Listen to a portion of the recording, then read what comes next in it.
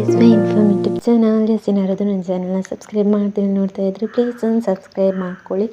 ಅಂಗಡಿಯಿಂದ ಮಸಾಲೆ ಪದಾರ್ಥಗಳನ್ನು ತಂದು ಫ್ರೈ ಮಾಡಿ ತಿನ್ನೋದಿದ್ದೇ ಇದೆ, ಅದೇನು ಅಷ್ಟೊಂದು ರುಚಿ ಕೊಡಲ್ಲ. ಮನೆಯಲ್ಲಿ ಮಸಾಲೆ ಪ್ರಿಪೇರ್ ಮಾಡಿಕೊಂಡು ತಿನ್ನಿ, ಯಾವಾಗಲೂ ತುಂಬ ರುಚಿಯಾಗಿರೋದು. ಯಾವ ರೀತಿ ಮಾಡೋದು ಮಸಾಲೆ ಪ್ರಿಪ್ರೇಷನ್ ಅಂತ ನಾನು ಹೇಳ್ಕೊಡ್ತೀನಿ. ಇಲ್ಲೊಂದು 4 ಪೀಸ್ ಚಿಕನ್ ತೊಗೊಂಡಿದ್ದೀನಿ. ನಾನು ಇದಕ್ಕೆ ಒಂದು ಅರ್ಧ ಟೀ ಸ್ಪೂನ್ ಆಗುವಷ್ಟು ಶುಂಠಿ ಬೆಳ್ಳುಳ್ಳಿ ಪೇಸ್ಟ್ನ ಹಾಕ್ಕೊತಾ ಇದ್ದೀನಿ.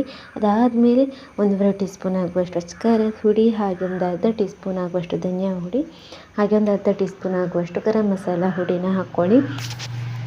ಅದಾದಮೇಲೆ ಒಂದು ಅರ್ಧ ಟೀ ಸ್ಪೂನ್ ಆಗುವಷ್ಟು ಪೆಪ್ಪರ್ ಹುಡಿನ ಹಾಕ್ಕೊಂಡು ಅದೆಲ್ಲ ಚೆನ್ನಾಗಿ ಮಿಕ್ಸ್ ಮಾಡಬೇಕು. ಅದಕ್ಕೆ ರುಚಿಗೆ ಬೇಕಾದಷ್ಟು ಉಪ್ಪನ್ನ ಹಾಕ್ಕೊಳ್ಳಿ. ಹಾಗೇನೆ ಒಂದು ಅರ್ಧ ಹೋಳು ನಿಂಬೆ ಹಣ್ಣಿನ ರಸನ ಹಿಂಡ್ಕೊಳ್ಳಿ. ಅದಾದಮೇಲೆ 1 ಚಮಚ ಆಗುವಷ್ಟು ತೆಂಗಿನೆಣ್ಣೆನ ಹಾಕ್ಕೊಂಡು ಮಿಕ್ಸ್ ಮಾಡಿ ಚೆನ್ನಾಗಿ ಮ್ಯಾರಿನೇಟ್ ಮಾಡಿಟ್ಕೊಂಡು ಒಂದು ಹೊರಗಡೆ ಇಡ್ತೀರಿ ಅಂದರೆ ಒಂದು 2 ಗಂಟೆ ಎತ್ತಿಟ್ಕೊಂಬಿಡಿ. ಫ್ರೀಝರಲ್ಲಿ ಆದರೆ 1 ಅವರ್ ಸಾಕಾಗುತ್ತೆ.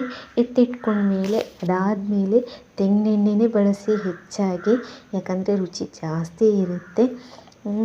ಮ್ಯಾರಿನೇಟ್ ಮಾಡಿಕೊಂಡು 2 ಗಂಟೆ ಎತ್ತಿಟ್ಕೊಂಡ್ಮೇಲೆ ಒಂದು ಪಾತ್ರೆಗೆ ತೆಂಗಿನೆಣ್ಣೆ ಹಾಕ್ಕೊಂಡು, ಜಾಸ್ತಿ ಹಾಕೋದು ಬೇಡ, ಒಂದು 2-3 ಸ್ಪೂನ್ ಆಗುವಷ್ಟು ತೆಂಗಿನೆಣ್ಣೆನ ಹಾಕ್ಕೊಂಡು ಮ್ಯಾರಿನೇಟ್ ಮಾಡ್ಕೊಂಡಿರುವಂಥ ಫಿಶ್ನ ಇಟ್ಬಿಟ್ಟು ಅದ್ರ ಜೊತೆಗೆ ಕರಿಬೇವು ಇಟ್ಟರೆ ಇನ್ನೂ ಚೆನ್ನಾಗಿರುತ್ತೆ. 2 ಬದಿ ಚೆನ್ನಾಗಿ ಫ್ರೈ ಮಾಡಿದರೆ ಆಯಿತು. ತುಂಬಾ ಟೇಸ್ಟಿ.